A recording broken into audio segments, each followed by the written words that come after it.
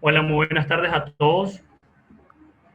Mi nombre es Roderick Pérez, gracias al equipo de para Olivia o de la Universidad Juárez. ¿Okay?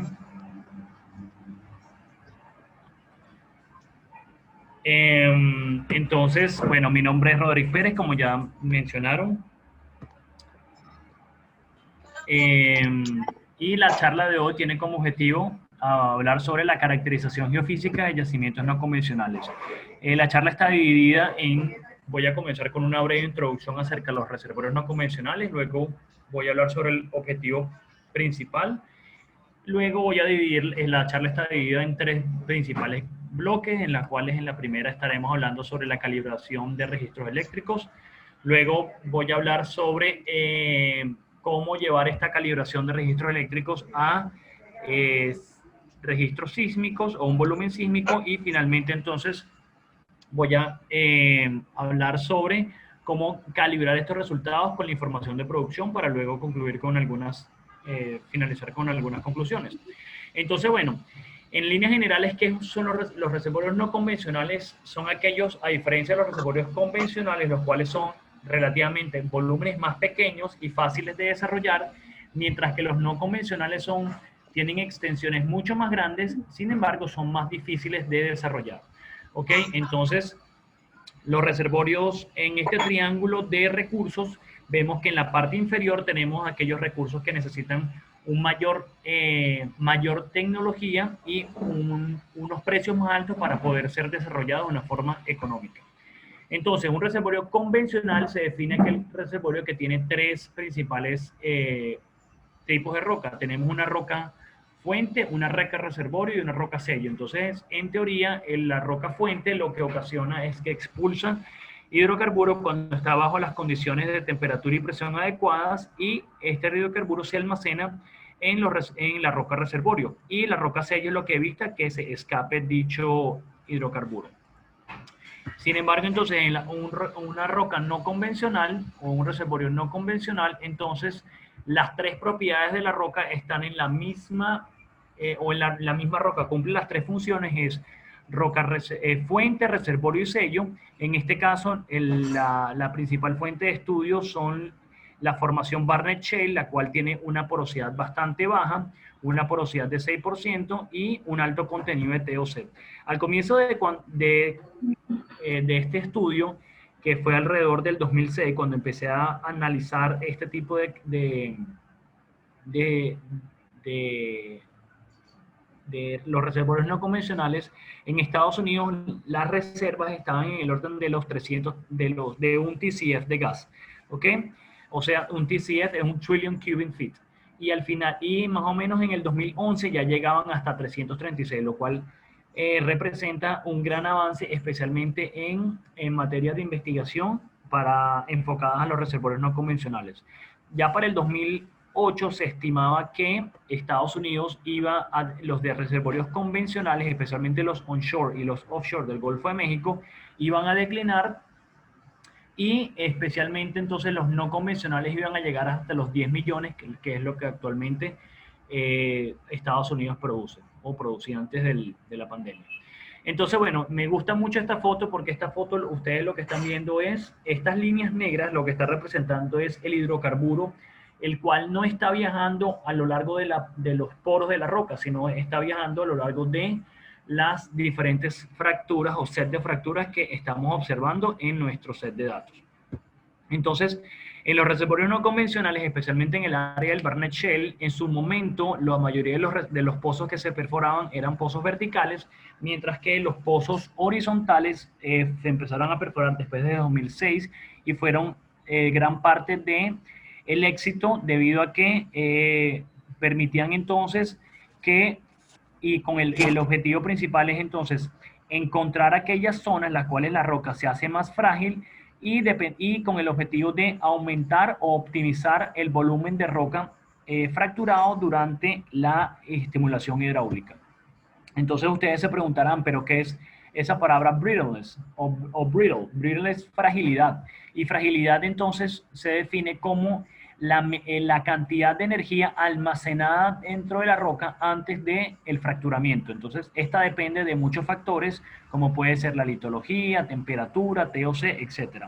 Desde el punto de vista de la ingeniería civil, se puede definir el índice de fragilidad como un parámetro que cuantifica la fragilidad de la roca. Entonces, este término está definido desde el punto de vista desde el punto de vista de ingeniería civil, y cuando uno tiene una muestra de roca, uno puede calcular el compressive strength dividido entre el tensile strength. Y entonces, en este tipo de análisis, entonces, lo que es posible entonces, cuando uno grafica en la curva stress strain, que la roca que se fractura primero, ¿ok? La roca cuando se le ejerce presión y se fractura primero es la que se define como brittle, mientras que la roca que ejerce presión pasa al modo de formación elástica, ¿ok? Y luego se fractura es la que se considera como dúctil. Entonces una roca que se puede considerar frágil es aquella que es como si fuera un vidrio, ¿ok?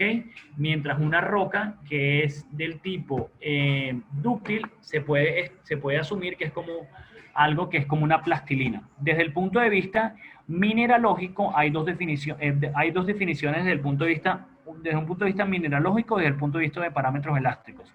Desde el punto de vista mineralógico tenemos la ecuación de Jarvie, y la ecuación de Jarvie entonces la que nos permite es calcular, o lo que nos dice es la cantidad de cuarzo que tiene la roca. Fíjense que tenemos en el numerador cuarzo y dividimos la roca entre los diferentes componentes. Entonces la ecuación de Wang, sin embargo, que fue posterior en el 2009,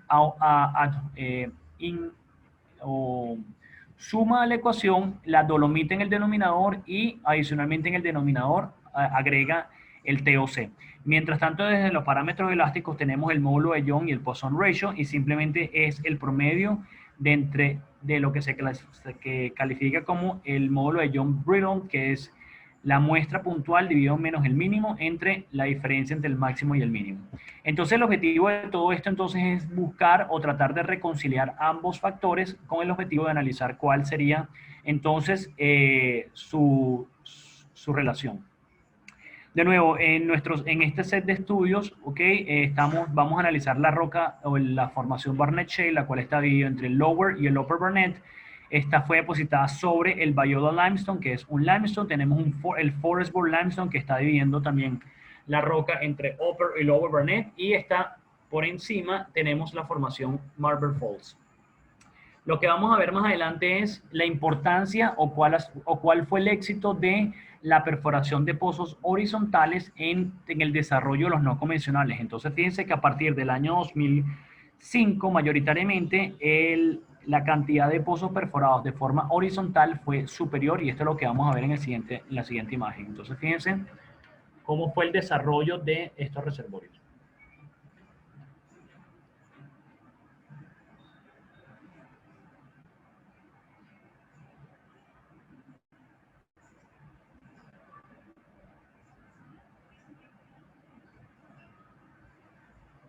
Okay, entonces fíjense que los puntos rojos se incrementan de manera significativa. ¿Okay? Y en líneas generales la mayoría de los puntos a partir después de la época la mayoría del desarrollo de los no convencionales entonces se debió al incremento de la producción de pozos horizontales. Entonces el Barnett Shale fue uno de los pioneros en términos de producción. Fíjense que a partir del año 2011 es que empezó producción, de 2001, perdón, empezó producción. Por supuesto llegó a un máximo a partir del año 2009, 2010, alcanzó su pico, y mientras tanto la exploración de otros reservorios no convencionales como el Woodford o el Marcellus también incrementaron, pero posteriormente o después del año 2011. Entonces aquí tenemos el set de registros eléctricos, y aquí tenemos el registro de gamma ray, y aquí tenemos los componentes mineralógicos de la roca, y aquí es donde tenemos la fragilidad en términos de la ecuación de Wang, que es la que tenemos aquí arriba. ¿Ok? Entonces, fíjense que si nos enfocamos en el Lower Barnett Shale, en teoría, uno pudiera asumir que el Barnett Shale, como su nombre lo indica, como es un shale, es una sección continua de gamma ray. Sin embargo, no lo es. Y aquí tenemos mucha información importante, la cual vamos a analizar. Entonces, fíjense que a lo largo de esto del gamma ray podemos discretizar al menos 9 secuencias para secuencias, ¿ok? Dependiendo del comportamiento del gamma ray. Y entonces, aquí, en teoría, nosotros lo que hicimos en el departamento de reservorios no convencionales de la Universidad de Oklahoma, pudimos destacar, aunque sean 9 parasecuencias. Y una de las características principales fue que cuando nosotros graficamos en el eje X al gamma ray y al eje Y el índice de fragilidad, entonces vemos que al incrementarse el índice o el gamma ray, también se incrementa el índice de fragilidad. Es algo un poco contraintuitivo porque uno se imagina que tal vez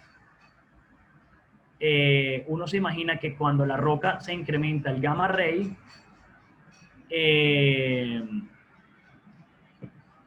la roca se hace más dúctil. Sin embargo, fíjense que la roca se hace más frágil, ¿ok? Fíjense que al aumentar el gamma ray se hace más frágil, lo cual entonces era algo contraintuitivo debido a que, como mencionaba, uno le enseña en el colegio o en la universidad que cuando se incrementa el gamma ray, entonces la roca tiene mayor contenido de lutitas y las lutitas son mucho más frágiles, dúctiles que las arenas. Sin embargo, aquí no es el caso. Y esta es una de las importancias de que no todos los reservorios convencionales son iguales. ¿Por qué? Porque en este caso, en especial, si nosotros graficamos el valor del TOC, nosotros podemos ver que mientras la roca se hace más frágil, también se le incrementa el valor de TOC, lo cual está directamente relacionado con la cantidad de gas que puede expulsar, lo cual entonces quiere decir que en este caso el Shale, no necesariamente todos los no convencionales son iguales, repito, es que mientras tiene esa particularidad que mientras más se fractura o la capacidad de fractura es mayor, también esas zonas son las que tienen mayor contenido de TOC. Y eso lo evidenciamos en esta zona en un estudio de litofascias que hizo una compañera llamada Prerna Singh. ¿Okay?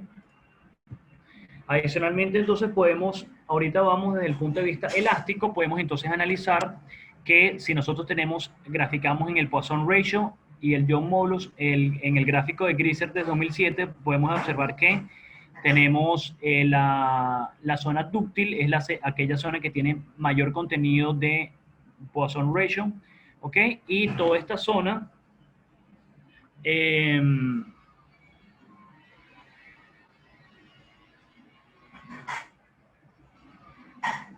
entonces, aquí podemos observar que lo que quise hacer fue poder analizar el comportamiento del Barnett desde ese punto de vista. Y aquí en esta zona lo que hice fue combinar los mismos resultados de Grisser, pero haciéndole mención a la escala de colores, a la fracturabilidad mineralógica. Y como podemos ver, efectivamente, cuando la roca tiene bajo Brilliance Index, cae en esta zona de dúctil y, sin embargo, lo que podemos observar es que la transición no es blanco o negro, simplemente hay una transición importante en los datos. También hay que observar que aquí hay una gran cantidad de puntos morados que lo que representan que son dúctiles y que están en la zona brittle, y estos corresponden a que estos están asociados con los limestone.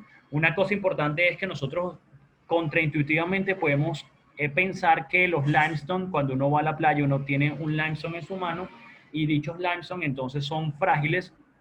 Sin embargo, desde el punto de vista mineralógico y desde el punto de vista de esta clasificación, no lo son. Debido a que lo que está en esta ecuación, lo que estamos analizando es la cantidad de cuarzo que tiene la roca. Adicionalmente, entonces podemos analizar el módulo de Young y el Poisson Ratio, ¿ok? Y fíjense que el módulo de Young tiene una combinación de lambdas y mu. Lambda, mu, rho son los parámetros de la MEM, y lo mismo pasa con el Poisson Ratio. Sin embargo, entonces, cuando tenemos la velocidad de onda P, es la raíz cuadrada de lambda más 2 mu dividido entre rho, donde rho es la densidad. Entonces fíjense que lo que vamos a hacer ahorita va a ser despejar de tanto de velocidad onda P como de la velocidad onda S los parámetros de la MEM. ¿Por qué? Porque nosotros lo que queremos hacer es graficar ahora estos resultados en términos de lambda rho y mu rho. Entonces, como podemos ver aquí, tenemos un triángulo de las rocas originales o de las rocas puras, cuarzo puro, limestone o calcita pura y arcillas. Entonces, aquí lo que vemos es que si eliminamos los limestone, vemos que de nuevo en este gráfico lo que vamos a obtener es que mientras mayor contenido de cuarzo la roca tiene, más contenido de TOC va a generar. Y estos son los resultados de dos pozos con microsísmica, y lo que estamos obteniendo es que mientras la mayor cantidad de los puntos se observan donde la roca tiene mayor contenido de cuarzo. Y ustedes se preguntarán, bueno, ¿qué es la microsísmica? En la microsísmica entonces tenemos que es cuando se fractura la roca y tenemos ciertos geófonos en un pozo vertical. Aquí tenemos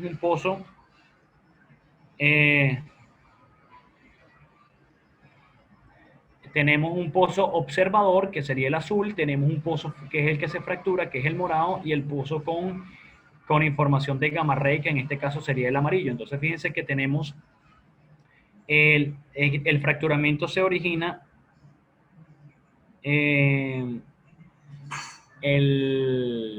tenemos que el fracturamiento se hace desde el extremo final del pozo hasta la parte más cercana, y fíjense que en este caso la mayoría tenemos esta cantidad de puntos microsísmicos. Y cuando este pozo tiene dos etapas, esta sería la siguiente etapa, y fíjense que la mayoría de los puntos entonces están asociados con esta segunda etapa. ¿Por qué? Porque ya en teoría este pozo hizo el trabajo de abrirle camino a las fracturas que se iban a generar en esta segunda etapa. Y si nosotros comparamos ambos resultados, entonces vemos que hay un pico en el histograma o la densidad de eventos microsísmicos a cierta profundidad, y estos decaen significativamente, especialmente relacionada porque podemos asociar aquí que hay una zona dúctil, la cual fue definida en el paso anterior. Y posteriormente entonces lo que vamos a hacer es, vamos a tomar los eventos o el volumen sísmico, y este volumen sísmico vamos a seguir el flujo de trabajo propuesto por Goodway en el 2007, donde tenemos la reflectividad de onda P, la reflectividad de onda S, y entonces podemos analizar la impedancia de P y S, y vamos a tener entonces un volumen de lambda rho y mu rho. ¿Por qué? Porque tanto el volumen de lambda rho y mu rho sería la velocidad de onda S multiplicado por la densidad al cuadrado, y el lambda rho es la velocidad de onda P por la densidad al cuadrado menos 2 veces el resultado de mu rho. De esta manera entonces tenemos, ¿y cuál es la importancia de esto? Porque nosotros cuando adquirimos la sísmica, lo que se adquiere la sísmica es la velocidad de la onda P, ¿ok? O la amplitud sísmica, la cual está directamente relacionada con la velocidad de onda P. Y este es el resultado de un slice de la velocidad del volumen de lambda rho, ¿ok? Y aquí podemos identificar que tenemos el carbonato de Marble Falls, tenemos la lutita del Lower Barnett Shale, el Upper Barnett Shale, el Forestburg, que sería este carbonato, y aquí también tenemos otro carbonato. Y lo mismo ocurre con el volumen de mu rho. Entonces lo que podemos identificar entonces es que a través de este tipo de metodologías podemos identificar de muy buena manera las litologías. Pero lo que vamos a hacer posteriormente, fíjense que esta escala de colores es unidimensional. Lo que yo hice hice una escala de color bidimensional. Y esta escala de colores bidimensional lo que nos va a dar un sentido de mineralogía de la roca. Entonces fíjense que aquí tenemos, cuando la roca, estamos observando desde la parte superior el Marble Falls, que mayoritariamente es morado, ¿ok? ¿Por qué? Porque la roca aquí me está indicando que tiene alto contenido de carbonatos.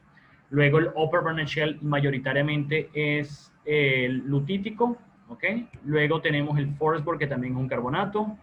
El Lower Barnett Shale en general tiene alto contenido de cuarzo, por eso es que tiene el resultado un poco más rojo. Y finalmente el Viola es un poco más morado porque también es otro carbonato. Y aquí quiero hacer la diferenciación entre la parte superior del Lower Barnett Shale, que mayoritariamente tiene alto contenido de cuarzo, mientras que esta es la parte inferior del Lower Barnett Shale, la cual tiene mayor contenido de arcillas. Y estos son stratal slices que básicamente lo que quiero identificar son, y este es un volumen que se puede interpretar como un volumen mineralógico de mis datos. Entonces fíjense que aquí extraje 4 stratal slices, esta es la primera, la segunda, tercera y cuarta. Entonces, de nuevo, el volumen se hace más lutítico en la parte inferior, pero lo más importante es que este tipo de información lo que nos va a permitir entonces es ubicar mejor nuestros pozos. Y bueno, ustedes se preguntarán de nuevo, ¿qué es la microsísmica? Bueno, la microsísmica es la manera de detectar dónde se están propagando nuestros eventos microsísmicos. Entonces, aquí lo que estamos haciendo es, el fracturamiento hidráulico lo que hace es inyectar altos volúmenes de fluidos en nuestra roca, y a través de geófonos que están ubicados en el pozo observador, y estos geófonos entonces son de 3 componentes y nos permiten entonces de cierta manera triangular para ubicar el pozo o la ubicación de nuestros eventos. Y solamente de manera de referencia, debido a que esto puede ser bastante controversial, fíjense que el fracturamiento hidráulico está en el orden negativo en una escala de Nutley. Una escala de Nutley es parecida a la escala de Richter, porque fíjense que uno como ser humano percibe sismos cuando están alrededor de 2 y 3 en la escala de Nutley o Richter. Y para comprobar entonces los resultados, lo que podemos observar entonces es que la mayoría de mis eventos microsísmicos se ubican en la zona roja, lo cual está asociado con la escala, en mi volumen de mineralógico está asociado entonces con los volúmenes o las rocas que tienen alto contenido de cuarzo. ¿Ok? Y evitan las zonas verdes. Entonces evitan las zonas verdes debido a que las zonas verdes son las que tienen mayor contenido de arcilla. Y esto es lo que podemos observar en esta ubicación de este pozo, donde por ejemplo tenemos la gran mayoría de los eventos, son eventos en esta zona donde hay un pico en el histograma de densidad de microsismos. Fíjense que hay un pico en esta zona y es donde en teoría estamos hablando que la roca tiene mayor contenido de cuarzo. Y esto es un ejemplo de estos eventos microsísmicos, simplemente haciendo un histograma de su información. Adicionalmente, estos resultados se pueden combinar con atributos sísmicos, y una compañera llamada Amanda Thompson tuvo la oportunidad de trabajar con este set de datos y sus resultados indicaron que la mayoría de los eventos microsísmicos en esta zona se ubican en la zona negativa de la curvatura más positiva. Entonces, para los que no están familiarizados con el atributo de curvatura entonces lo que está midiendo es esto es la curvatura positiva, cuando estamos como que en el apex de un anticlinal, y la curvatura negativa es en la parte del sinclinal. Y bueno, y también un compañero llamado Kuizan se dio cuenta que en este caso la mayoría de los eventos microsísmicos se ubicaban en las zonas donde la anisotropía era baja. Y ustedes se preguntarán, bueno, pero ¿cuál es la relación entre calcular un evento microsísmico y analizar y por qué se ubican en zonas con alto contenido de cuarzo? Bueno, aquí lo que tenemos es el criterio de presión para iniciar una fractura, y si nosotros colocamos los valores del Poisson Ratio tanto para el cuarzo como para la calcita, lo que evidenciamos entonces es que los valores más bajos de la relación de Poisson requieren una menor cantidad de presión para iniciar una fractura en la dirección horizontal. Por lo tanto, eso quiere decir que las zonas ricas en cuarzo se consideran que son más frágiles que las de la calcita. Adicionalmente, otra cosa que podemos hacer con los datos sísmicos es apilarlos de manera azimutal. ¿Qué quiere decir esto? Que yo al momento de hacer la microsísmica, esta es la dirección 0, ¿ok? Entonces voy a aplicar todos los datos que estén en esta dirección. Después, este volumen solamente tiene la información de los pozos que fueron, la información que está en esta dirección, después en 90 grados y finalmente en 135 grados. Y lo que estamos observando es que la mayoría de la información o de la anisotropía asociada en este set de datos está asociada a la mineralogía. ¿Y por qué la mineralogía? Bueno, porque la mineralogía hay dos tipos de anisotropía, la BTI y la HTI. La BTI es la que principalmente está asociada con capas paralelas, lo cual está asociado con la mineralogía, especialmente en las lutitas, las cuales conocemos que son superficies planares, y en el caso del HTI son las superficies que tienen fracturas, están asociadas a las fracturas y por lo tanto entonces esos son otro tipo de anisotropía. Entonces la mayoría de la anisotropía que nosotros observamos en este caso es de tipo BTI. Y esta anisotropía BTI lo que ocasiona es que luego de aplicar el algoritmo de NMO, fíjense que estamos obteniendo algo llamado el efecto de hockey sticks, especialmente en los far offsets. Este set de datos es bastante particular y esta pregunta también ya me la han hecho. ¿Qué pasa si yo quiero tener un set de datos ya adquirido y quiero aplicar esta metodología? Bueno, es bastante difícil que puedan obtener estos resultados porque estos se necesitan far offsets. Fíjense que tenemos alrededor de 20.000 pies. 20.000 pies, estamos hablando más de 60 kilómetros de offsets, que es muy, muy grande. ¿Ok? Entonces, fíjense que estamos hablando que cuando en este set de datos estamos obteniendo que esos son los hockey sticks. En procesamiento clásico, ¿okay? Uno puede decir, bueno, en el procesamiento clásico simplemente se eliminan estos datos y se acabó. Sin embargo, nosotros necesitamos preservar esta información. ¿Por qué? Porque en esta información es donde está la información especialmente de la densidad. Y recuerden que nosotros estamos haciendo lambda rho y mu rho, donde rho corresponde a la densidad. ¿Ok? Entonces por eso es súper importante mantener y recuperar la mayoría de la información relacionada con la anisotropía. Y de los volúmenes azimutales lo que obtenemos entonces es un volumen anisotrópico que cada uno de estos vectores lo que representa es la dirección de anisotropía en cada uno de estas zonas. Entonces fíjense que aquí esta es una zona altamente anisotrópica, mientras hay otras zonas que no lo son tanto. ¿Ok? Entonces, basado en esta conclusión y aquí de fondo lo que tengo es el volumen sísmico de índice de fragilidad. Entonces este índice de fragilidad lo que me está diciendo es dónde la roca mayoritariamente se va a fracturar más. Entonces yo debería elegir las zonas que tienen alta fragilidad, como por ejemplo todo este borde, toda esta zona que está por acá, y donde adicionalmente tenga un alto contenido o una dirección amplia o que tenga una anisotropía alta. ¿Por qué? Porque, por ejemplo, si yo voy a fracturar un pozo en esta dirección, ¿okay? En esta dirección, la mayoría de los eventos microsísmicos que yo voy a obtener van a quedarse aquí. ¿Okay? Imagínense que cada uno de estos punticos son los eventos microsísmicos. Está bien, pero yo lo que necesito es ampliar y lo que quiero es que las fracturas se expandan lo mayor posible. Entonces yo también puedo elegir esta zona y en teoría los eventos microsísmicos se van a alinear y se van a propagar relacionados con la dirección de mi anisotropía. ¿Okay? Entonces este es un muy buen candidato para fracturar.